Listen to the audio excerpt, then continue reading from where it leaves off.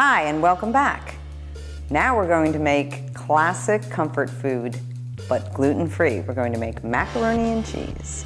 We're using some macaroni that is gluten-free, of course. There's so many brands now, it makes it so much easier to do a pasta dish these days. And we're going to make our own sauce from scratch. We've got some butter, we've got some mustard, some gluten-free flour. I've got two kinds of cheeses here. One is a yellow cheddar and the other one is a white cheddar, and then we have some milk. So we're going to start off with melting our butter into the pan. Okay, just get that to melt a little bit.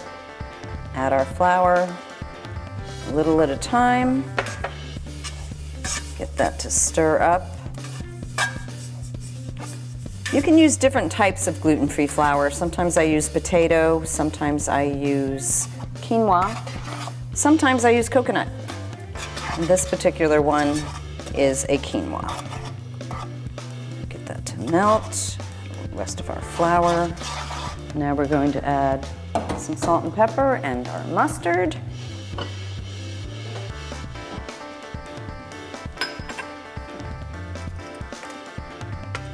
You can also use dry mustard. It adds just a little bit different type of flavor to it. All right, we're gonna get that all mixed up. Nice and melted and coated. And then slowly, we're going to add the milk, a little bit at a time.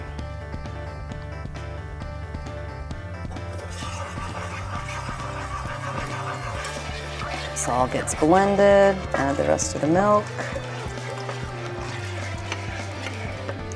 And the last thing that we're going to add is our cheese. This takes a few minutes for all the cheese to get incorporated and melt. We're just going to add a little bit at a time. And you're going to add a little bit of this at a time while this is thickening. And then it melts. And as you add the cheese each time, this sauce gets thicker and thicker. Get that incorporated in. You can use any types of cheeses you'd like. You know, you've heard of 4-cheese macaroni and cheese. You can use provolone, you can use Swiss, anything that suits your palate. All right, we're just gonna add the rest of this cheese in.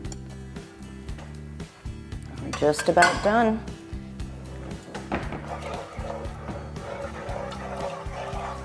All right, we're just gonna wait a few minutes and let this melt. And when we come back, add it to our macaroni to make macaroni and cheese. And now our sauce is ready. Bring it over here. We're gonna add it to our macaroni, our gluten-free macaroni. Now this may seem a little thin, but it will thicken up in the oven. So however much you need. That smells delicious. Okay, add just a little bit of cheese to the top. We're gonna bake it in the oven at 350 for about 20 minutes until it's all bubbly and hot. Take this and put it in the oven.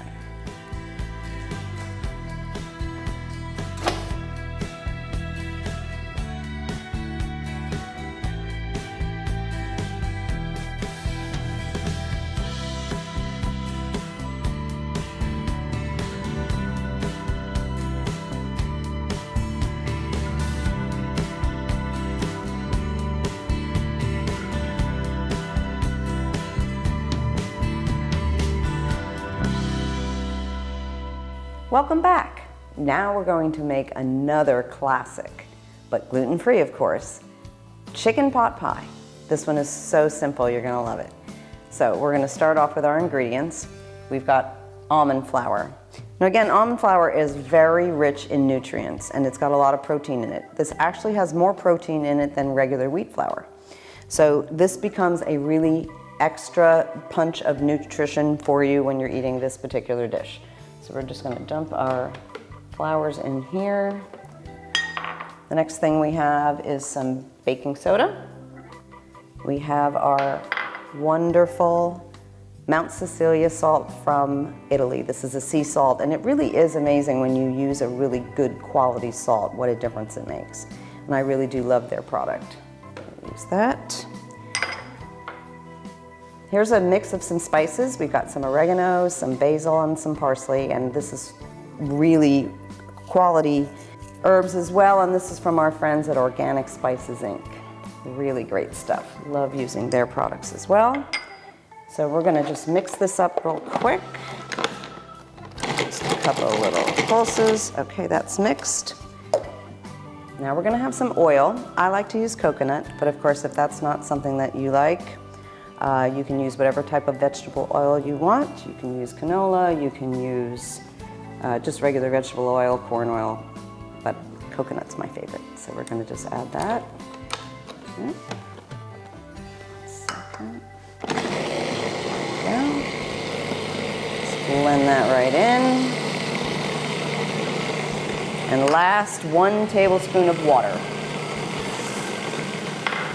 Let that get all mixed up. It makes a nice batter. Okay.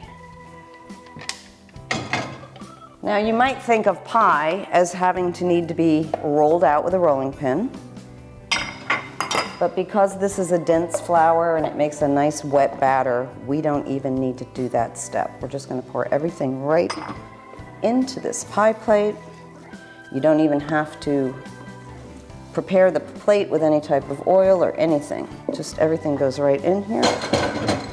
And then with our hands, we're just gonna place it and make a nice dough out of it.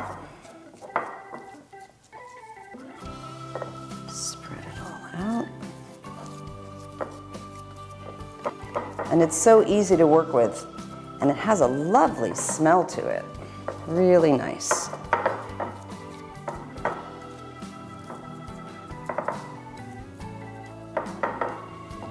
All right, so simple to work with.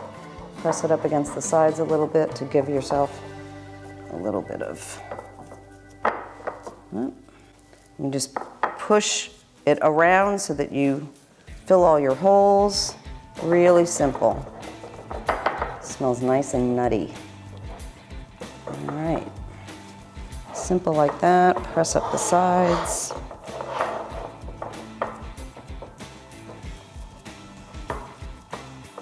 All right, we're just gonna fill in our holes a little bit. You'll probably end up with a little bit around the edges, so that's the part that can really get pressed. Make it nice and even. All right, that's simple. This is another dish that children can help you with because it's so easy to do, and they love getting their hands dirty. All right, there we go. And now we're gonna place this into the oven and bake it at 9 to 15 minutes at 350 degrees. When we come back, it will be all done and we'll fill it with our pot pie filling.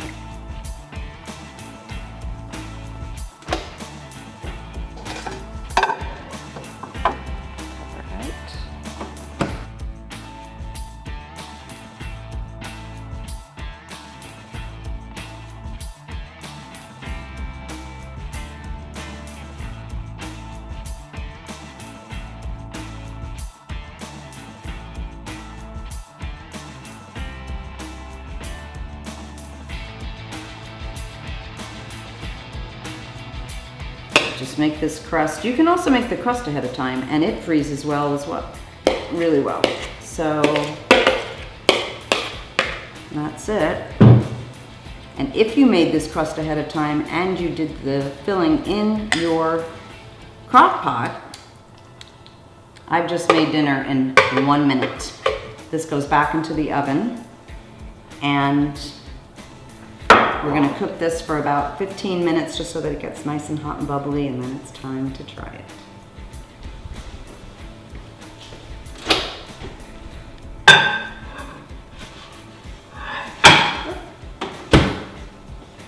Just that simple and easy to make really delicious and gluten-free simple meals. So now, this is what we made today. These are our comfort foods. And these are some things that you may think you have had to give up going gluten-free. But we've got delicious gluten-free chicken pot pie, macaroni and cheese, which is such a staple and Everybody loves macaroni and cheese. And then we've got our gluten-free spaghetti with our gluten-free meatballs. All three of these things are what are known as comfort foods. And here they all are. So simple, so easy, gluten-free. There's nothing that you need to give up. Just make a few adjustments to your pantry and your cook time, and gluten-free is that easy. Thanks so much for joining us, and we're looking forward to seeing you at our next episode on GFC TV. I'm your host, Beth McLean. Thanks for watching.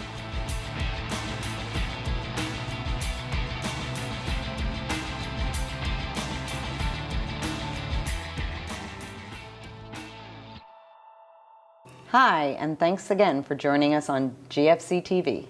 I'm your host, Beth McLean, and I'm joined today by my sister, Sherry McLean, who happens to be a registered nurse, and she has a lot of expertise in that field and specifically with dietary issues. So Sherry, thanks for joining me today. Would like to talk to you a little bit about what you would say would be some of the symptoms that somebody might experience if they're not sure that they're gluten intolerant or gluten sensitive. So some of the symptoms we would expect to see, unfortunately, mimic some other disease issues, and so that's part of why it's so difficult to tell. But you would expect to see gastrointestinal or stomach issues, so chronic constipation alternating with diarrhea, not unlike irritable bowel, cramping, bloating. You may also see some fatigue, some confusion, particularly in the morning. We're starting to see a connection now between gluten intolerance and joint pain. Not arthritis exactly, but swelling of joints, pain in joints, stiffness in joints, also related to the inflammation. So gluten really can cause a lot of problems for somebody who really shouldn't be eating it. Yeah, if you have a true gluten intolerance, it's going to cause you some pretty significant problems. And what is celiac disease? Celiac disease is estimated to occur in 1 to 3% of the population, and it is an autoimmune disorder, which means the body doesn't recognize its own cells as normal. It recognizes them as invaders and attacks those cells. So people with celiac disease, specifically triggered by gluten, and sometimes wheat as well, will frequently attack the cells in the GI tract. So the stomach, mostly the small intestine, partially the large intestine. And it's something that they absolutely cannot have any in their diet at all. That's true. Folks with full autoimmune celiac disease cannot have any gluten at all. And are there tests for these different degrees of celiac and gluten insensitivity and intolerance? There are some lab tests. They're not sort of first-line tests that a doctor is going to go to first. And they are relatively expensive. Not all insurance companies cover them, but there are 2 lab tests that can rule in or rule out full celiac disease. And would you say that somebody needs to check with their doctor before removing gluten from their diet?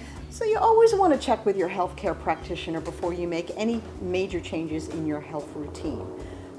Taking gluten out of your diet in general is going to be a pretty low-key intervention in terms of risks or side effects or whatever.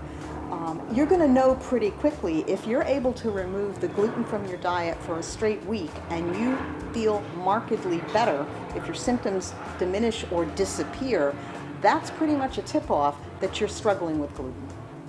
And of course nowadays it's so much easier to go gluten-free. Back when I started doing it 18 years ago, it was a lot more difficult. But now there's a lot more people, a lot more of medical professionals who understand that that's something to look for.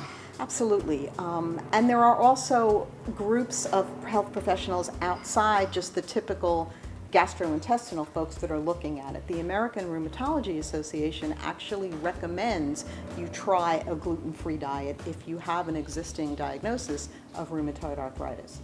It's very interesting that gluten can cause problems other than just in the intestines and in the stomach, because I think that's what a lot of people look for. Sure, that's the number one thing or the most common thing or the thing that's gotten the most press.